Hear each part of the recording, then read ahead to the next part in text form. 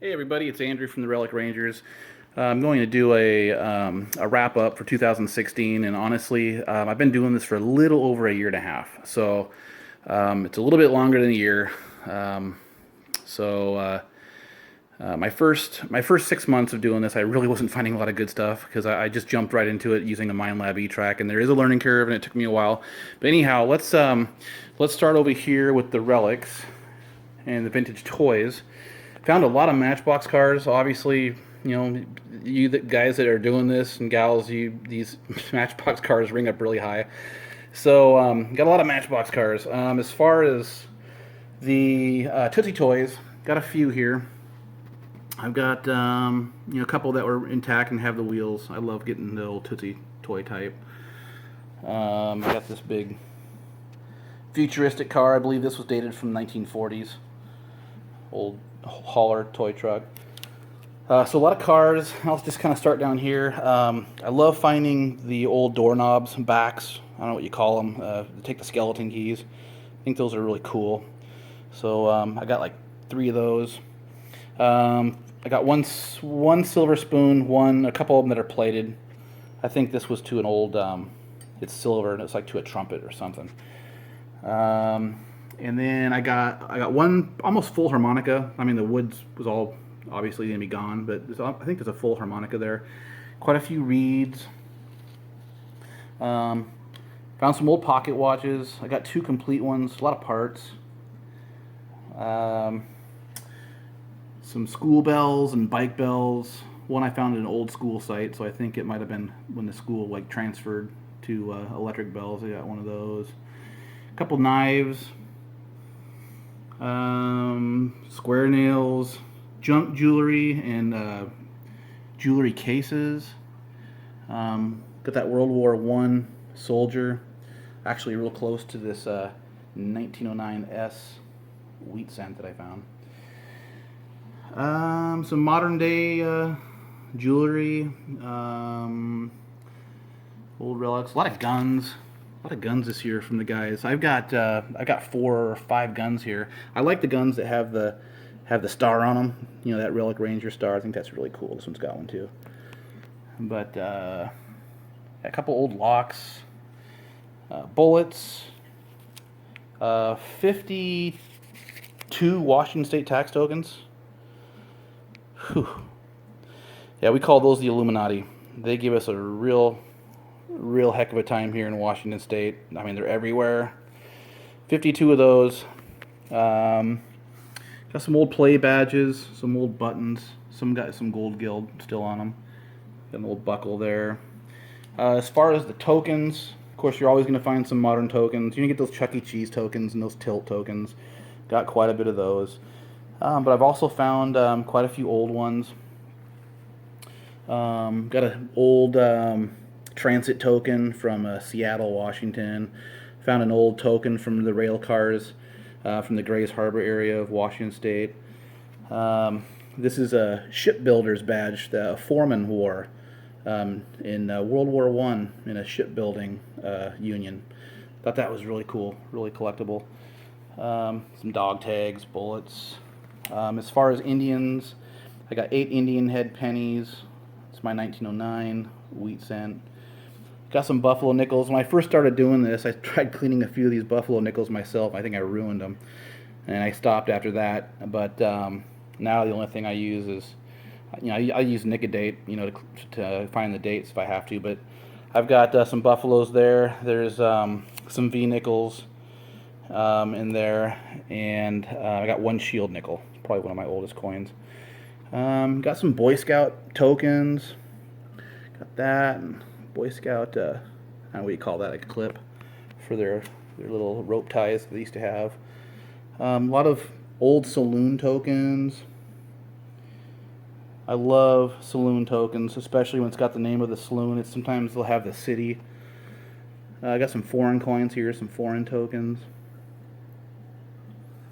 Just some really cool stuff. I love the tokens. You know, I think it's more exciting sometimes to find these old saloon tokens than finding the coins. Especially when you can do your research and go back and find where the saloon was at, and how long it was there, and I think that's really, really neat. All right, well that's the toys and relics and tokens and the non-silver.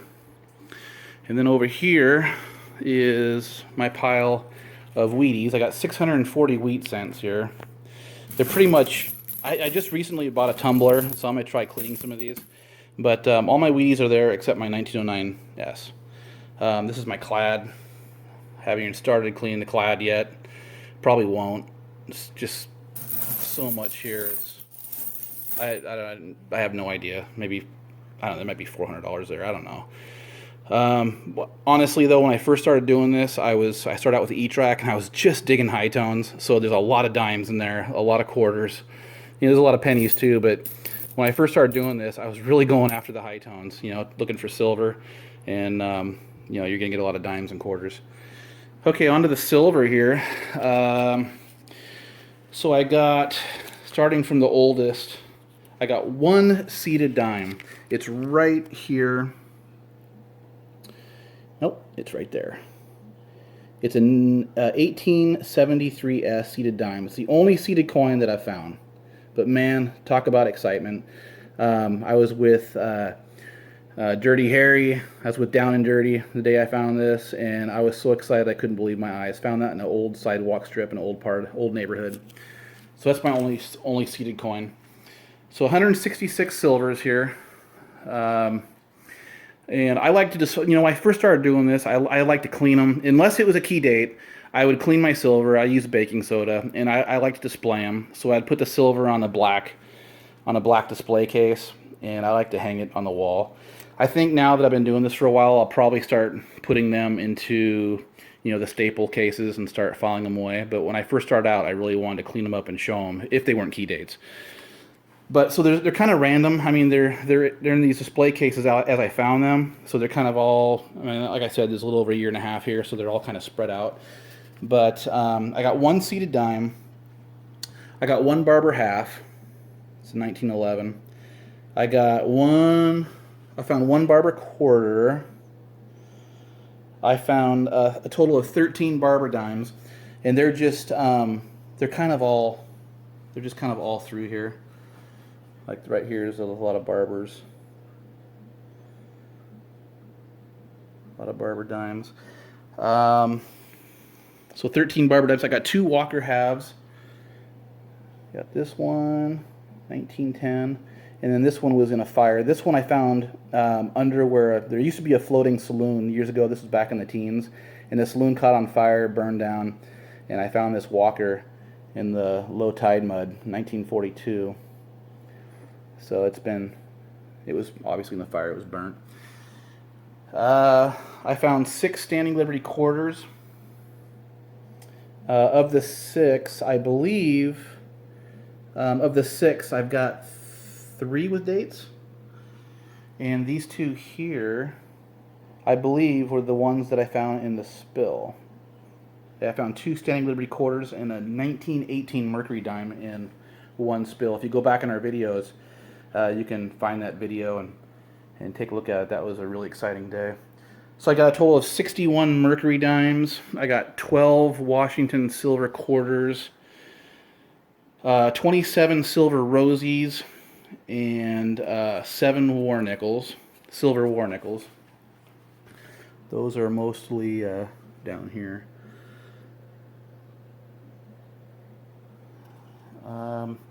I got 14 silver rings, 3 gold rings, and 52 Washington State tax tokens, which I already showed you. This is what they look like when they're cleaned up. That's our nemesis right there. And we can't complain enough. They fool us every time. We think we got a silver dime, and it's one of them. As far as the silver relics, I found this sterling silver. It's a shape of an Indian. We think it might be for like a woman's, like to hold like a hair bun or something. Not really sure what it is, but it's pure silver and it's just beautiful, and it's definitely vintage. Found it real close to a mercury dime that I found. That it was, I think it was a 1920 mercury dime. Some religious silver. Actually, I've got two thimbles, but this is my only sterling thimble I found in beautiful shape. It's marked sterling down the very bottom on the inside, but I found this thimble in an old baseball park right just to the side of the first base marker, about 8 inches underground, right by the first base. When I popped it out, I just could not believe my eyes. Sterling thimble. It's obviously vintage. It didn't have a single dent on it. I couldn't believe it. One of my favorite sterling rings, the nice stone. This right here is a sterling top to a salt shaker, I think. And I really like this because the house that I found, it was an old historical house built in the 1890s. And the person that lived there was one of the founding fathers to one of these old timber towns. So sometimes we think he may have used this. It might have been his. So that means a lot. That was really cool to find. That's a gold ring. I think that was a 10 carat. This is an 18 karat men's wedding band. 14 karat gold. This one's silver, silver, silver, silver.